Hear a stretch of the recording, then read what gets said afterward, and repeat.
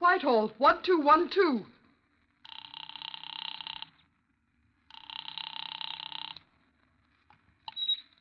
This is Scotland Yard.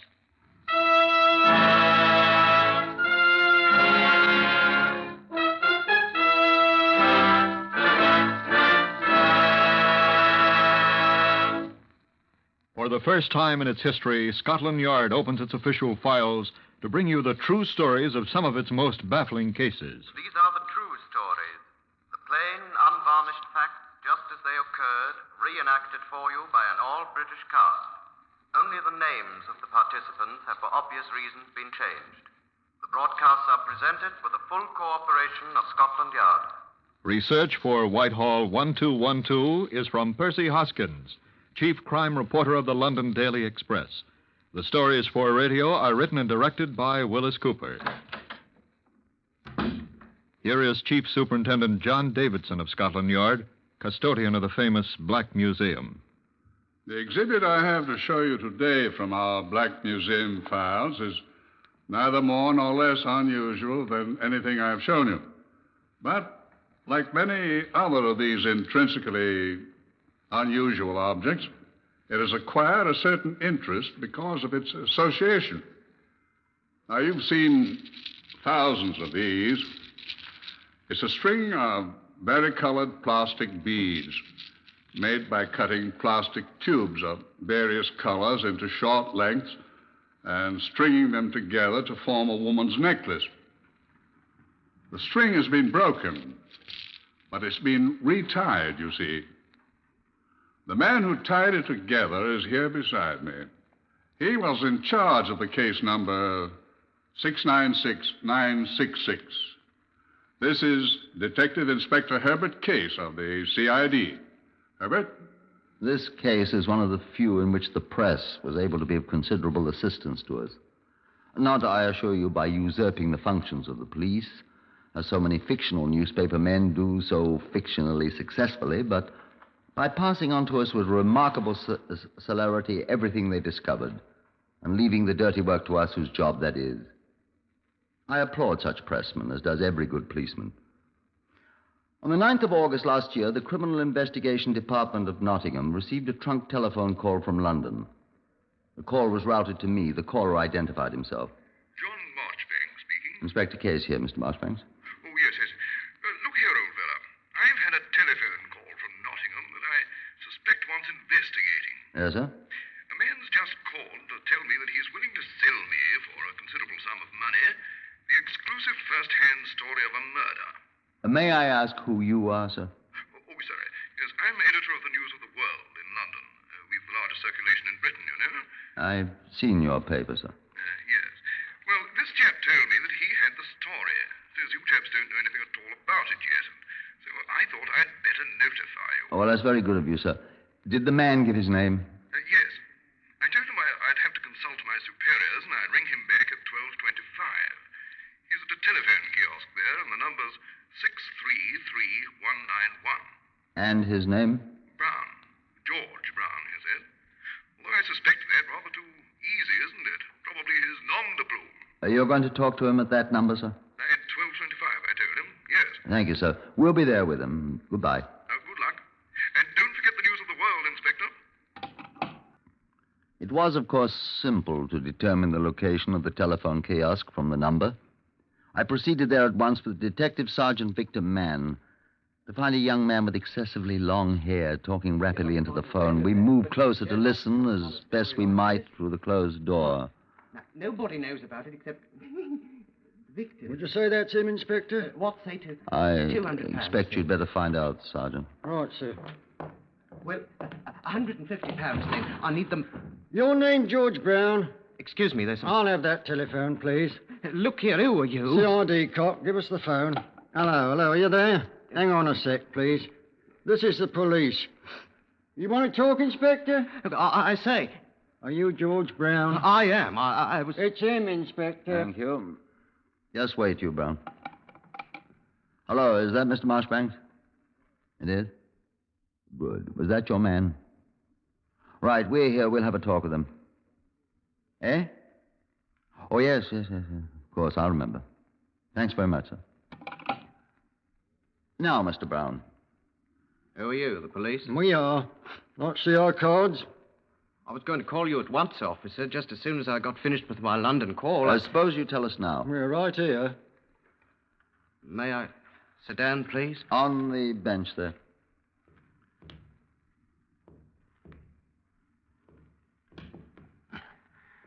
Leg feels better when I sit down. What's the matter with your leg? It's always been that way. Sit down, Sergeant. Now, what's this, Brown, about the murder you know about? Well, I don't know if it's a murder or not, sir. You told the editor of the News of the World it's a murder. Well, I think it's a murder. Where? It's in an old derelict orchard about half a mile from here, sir. It's a woman, you told the editor? Yes, sir, a woman. Is the body still there? Yes, sir. I'm sure nobody'd find it. Why hasn't it been reported to the police? Well, I found it just yesterday, you see, and I thought I'd try to make some money out of it before I told you chaps. Can't blame me for that, you know. Oh, can't we? Do you want to take us there? Well, under the circumstances, sir, I suppose there's really no choice, is there? There is not. Come along. On my leg, will you great oaf? I felt sorry for young George Brown as he limped along with us in the direction of his derelict orchard. Down Edwards Lane, past the Roxy Cinema and the Metropole Hotel, jabbering about his bad luck at every step. How'd you chaps get on to me? I'd have stood to make £250 if you hadn't butted in. 150, the bloke on the telephone was saying to you. Or you were saying to him, cock. Well, 150 isn't hay, you know, till a fellow's out of work. Now I shall never see it, thanks to you. Serves you right, trying to make fools of the police. Oh, I didn't make fools of you, mate. Don't come a Gracie Fields on us. How much further is this place, Brown? Down the hill there. There's a path. I don't see a path. You'd never have found it. I'll show you.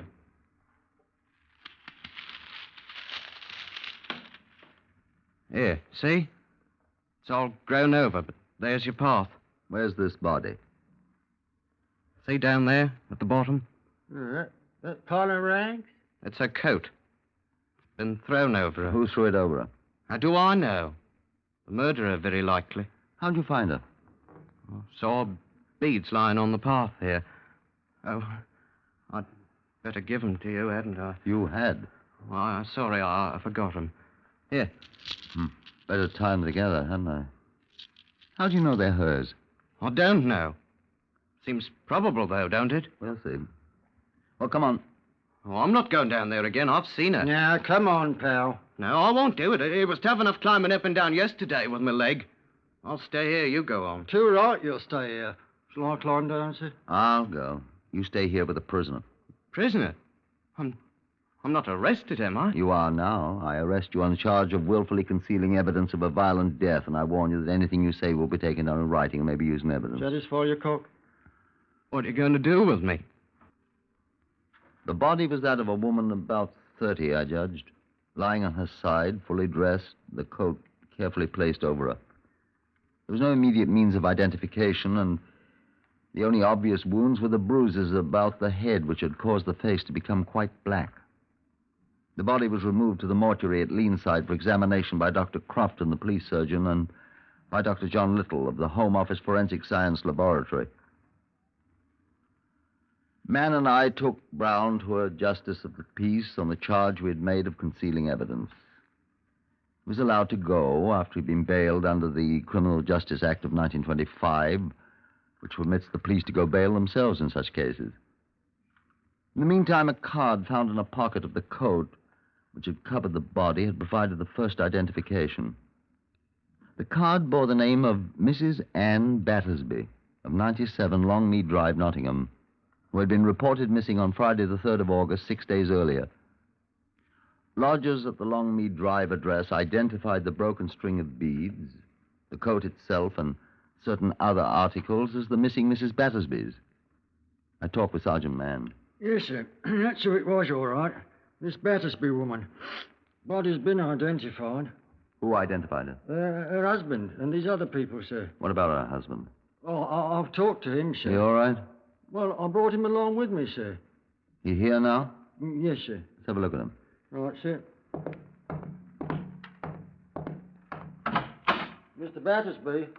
Yeah? Come in, please. Inspector Case. Mr. Battersby. Sit down. Sit down, Mr. Battersby. I was wondering if you can tell us anything, sir. I've tried to think. I can't imagine. Your wife's acquaintances, is there anyone at all? I don't know of any. The ones I know are other women. No woman did that, Inspector. No. How do you account for her being found in that particular place, Mr. Battersby? I don't know. Except it's near the Roxy Cinema. That's where she was going when she left. She told Tommy. Tommy? Thomasina Jane, our daughter. She was home when Anne left. Where were you, Mr. Battersby? At work. What's your occupation? Advertising copywriter. For an advertising concern? No, I'm self-employed. My office is in St. Peter's Gate. I see. And when did you discover your wife missing on the 3rd? She wasn't there when I came home. At 10 o'clock at night, I notified the police at once. What time did you leave your office? At about 9:30. I see. That's your usual leaving time, sir? No. What is your usual time? About 5:30. Uh-huh. I was working that night on a new advertising campaign. You could prove that, of course. I'm afraid I can't. I was alone. I have no office employees, and I was quite startled when I realized how late it had got, and I hurried home. When you found your wife absent, where did you think she was? I didn't know. Tommy woke and said she'd gone to the cinema. I telephoned there, but there was no answer, and I called several of her friends. Women friends? Of course. Well, only one of them was at home, Danielle Dupuy, and she was... What did you expect to find out, Mr. Battersby? Why, poor Anne used once in a while to stay the night with Danielle. And... Without leaving you a message? Well, I thought she'd forgotten to call Tommy, or perhaps Tommy had been asleep and hadn't heard the telephone. But your wife was not there? No. Danielle said she'd seen her that afternoon. Where? Near the Roxy Cinema, about 4 o'clock. And where were you at that time? I was in my office working. Where you stayed all evening? Of course. Going without your dinner? I'm afraid so. But that you can't prove. Can you? Look here, are you accusing me of my wife's death? Not yet, sir. Now, let me tell you what Dr. Little, the Home Office pathologist, said to me. I called on him the next morning, the 9th, at his laboratory, where the body had been taken for a more complete examination. He'd been working most of the night, and he was tired. Oh. Well, I've discovered several things, Herbert. Any progress? I let you decide. First, she's been dead for about a week. That, with the bruises on her face, which I think were made by someone's fist, accounts for the dark color of her skin. Almost black. Yes. She was murdered about the time she disappeared then. I think I can say so. How quickly would the discoloration set in? Almost at once. A day or so, let's say. I can hardly keep my eyes open. I'm sorry. That's my job. Second, she died of strangulation, suffocation. I think, remembering the bruises, it was manual strangulation. Yeah. By the condition of the stomach contents, she died about 4 hours after her last meal. Ah. If we can discover when she ate last, then we'll know almost the exact time of her death. The day and the time. I'll try to find that out. All right. Now, we used my little laboratory vacuum cleaner on her clothes. What did you find? Nothing much. Except these hairs. Longish. Black? Yes. Recognize them?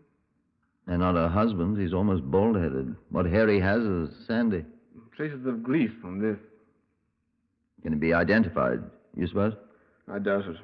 But we can compare it with samples of Brill cream and other messes people put on their hair and identify it that far. Will you do that? Of course. Probably the murderers. I'm sure. Oh, and here. This is what we found under her fingernails. Oh, excuse me. More hair? Shreds of fiber.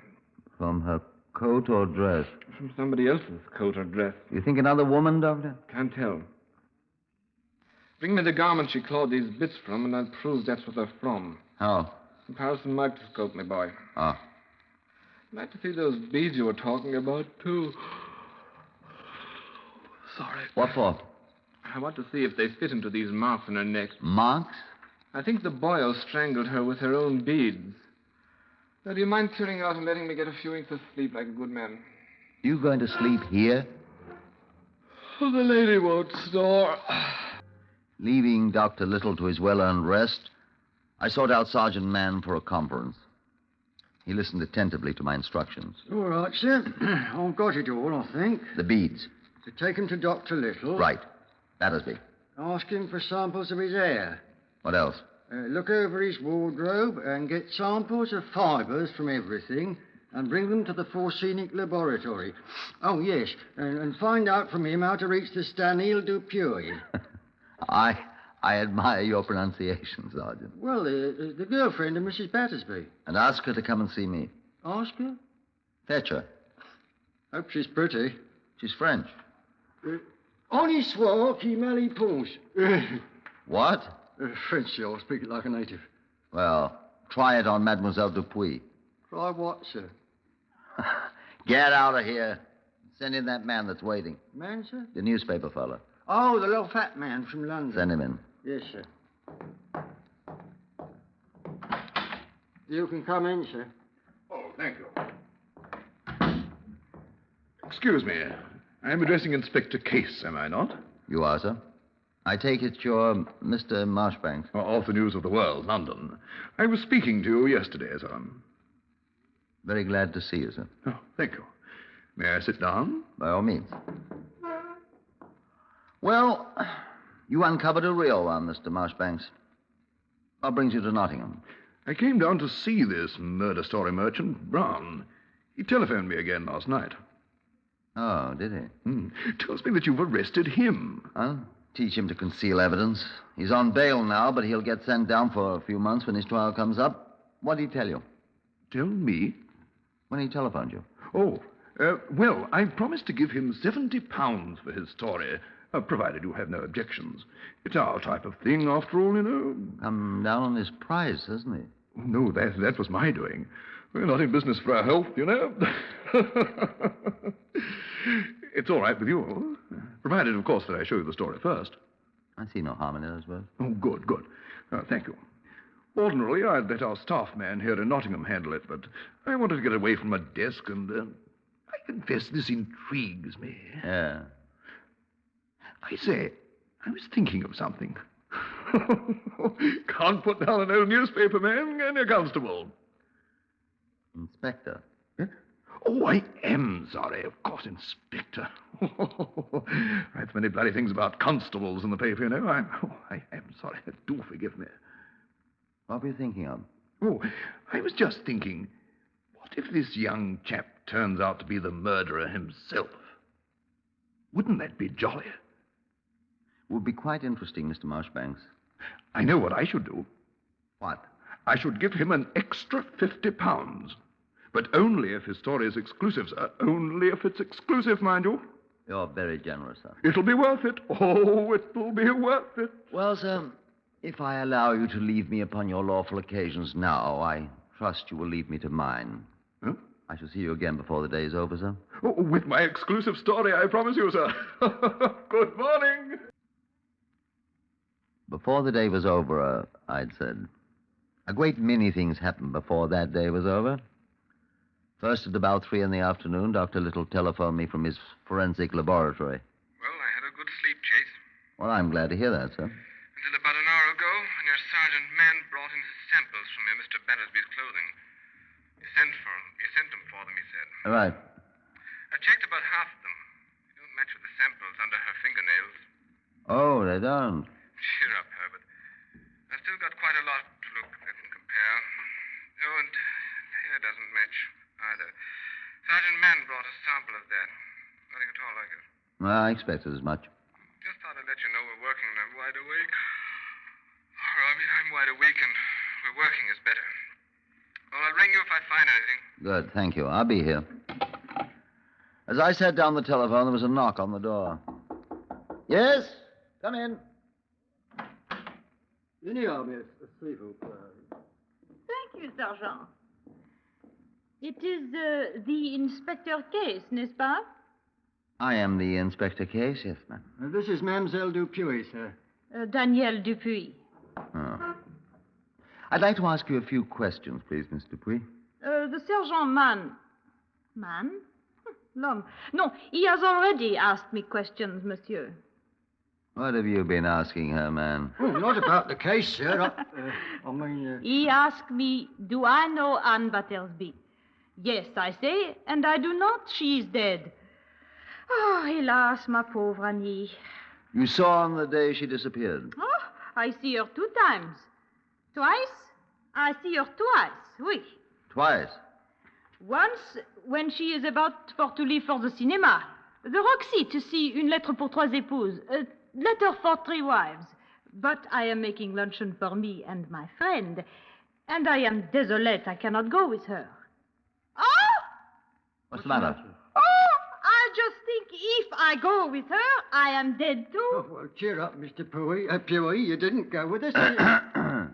Excuse me, sir. So what did you do then, please, Mr. Dupuy? I give her my lunch with my friend. Haricots verts. She means green beans. At what time? Hein? Oh, 15 hours. Pourquoi? Wait just a second. Put me through to Dr. Little at the forensic laboratory. Doctor. Who is it? Herbert Case. Nothing new yet, Case. Look, I found when Mrs. Battersby had her last meal. You have? When? At 3 o'clock on the 3rd. Do you know what she ate? Green beans, for one thing. Good. That's what the report says. That settles it then. She was killed between 6 and 7 o'clock on the 3rd. That all? For now, thank you. Bye. And when was the other time you saw Mrs. Battersby that day, Miss Dupuy?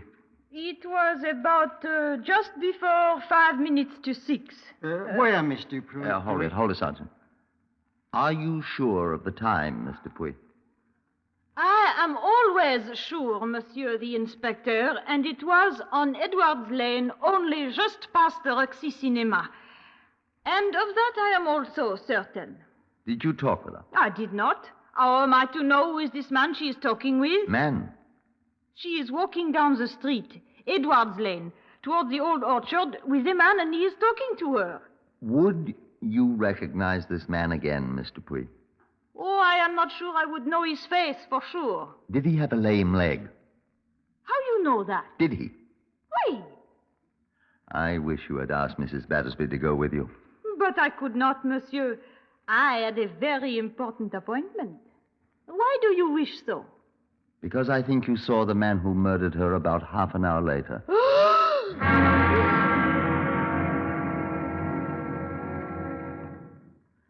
And that wasn't all that happened before the day was over. I turned Miss Dupuy over to the matron who applied cold cloth to her head. 50 minutes later, Marshbanks of the News of the World returned and came cheerfully into my office. It's wonderful. What's wonderful? The story. Brown story? Is it written already? I've got the first paragraph here, and as soon as we've looked it over, we're going over to the Black Boy Hotel. I have a room there, and he's going to finish it on my portable typewriter. Never travel without the portable. Made in Switzerland, you know. Used by correspondents everywhere. May I see the story? Of course. Wonderful idea. He calls it I Saw Something White. Isn't that a ripping title? What's it mean? Well, let me read it. As I slowly walked up the rustic path in the derelict orchard, I saw something white on the path before me. What could this be raced through my mind? I hurried forward and bent over the white object, and my heart almost stopped. It was the white face of a dead woman. That's enough. Don't you want to have the rest of it? No, I want to hear the rest of it from Brown. Oh, how fortunate. I asked him to wait for me in the anteroom. Isn't it? Now, just a second. Sergeant Man. Yes, sir? Get Miss Dupuy and ask her to come to the anteroom at once. Fetch her if she has any objections. Yes, sir. Miss Dupuy? I think Mr. Brown has met her. Oh, French, eh? Come on, let's find Brown. Oh, do you happen to have an extra £50 on you, Mr. Marshbanks? £50? I think you're going to owe it to Mr. Brown. Eh? Your proposition, you remember. Come along.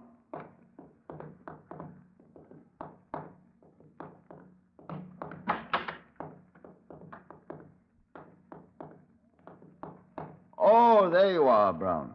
Oh, how'd you do, Inspector? Have you been reading my story? The first paragraph, I mean. I found it very interesting. I like it very much indeed. Well, thank you. You said you saw her white face. Well, I thought that was rather a good touch. It was if you'd seen her face within an hour or two after you'd killed her. What are you saying? The combination of the blows she had received in the face and the strangling with her beads and the hot weather. Her face has been that ghastly black color since a few hours after she died. Mr. George Brown. Black, that's what I meant. I did... Marchbanks, Oh, here you are, Mr. Dupuy. Have you ever seen this man before? Oh! It is he! It is the man with the limp.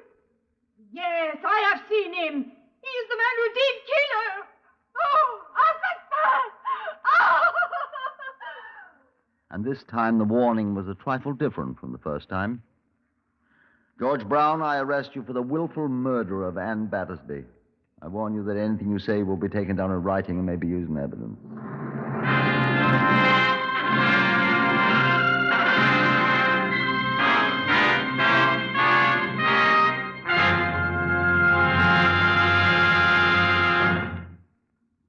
This is a little of the testimony of George Brown at the Knots Assizes where he was tried for murder. Yes, I killed her. No, there was no reason for it. No reason except I hate everyone. Everyone hates me and my crippled leg. I'm glad I thought so many times about a perfect crime. She laughed at me once as I dragged my way down Edwards Lane. I promised myself she'd be the first to die, and after I'd murder her, I'd seek out the others who laughed at the poor cripple. I saw her. I asked her to help me over the road in the rough orchard. She laughed and she said if I'd hurry. She didn't know she was going to die.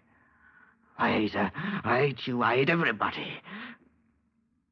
Perfect crime if I hadn't tried to make money for the races out of it.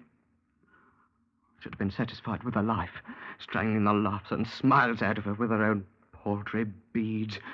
I hate her. I hate her. There was a great deal of that. He was found guilty, but they didn't hang him.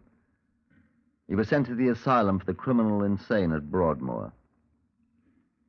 He hanged himself 5 months later. Poor demented boy.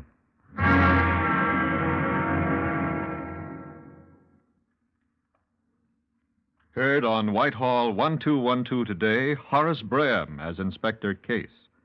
Others in the order of their appearance were Harvey Hayes, Maurice Dellamore, Carl Harbord, Lester Fletcher, Glenn Farmer, Gerard Burke, and Patricia Courtley. Lionel Rico speaking. Whitehall 1212 is written and directed by Wyllis Cooper.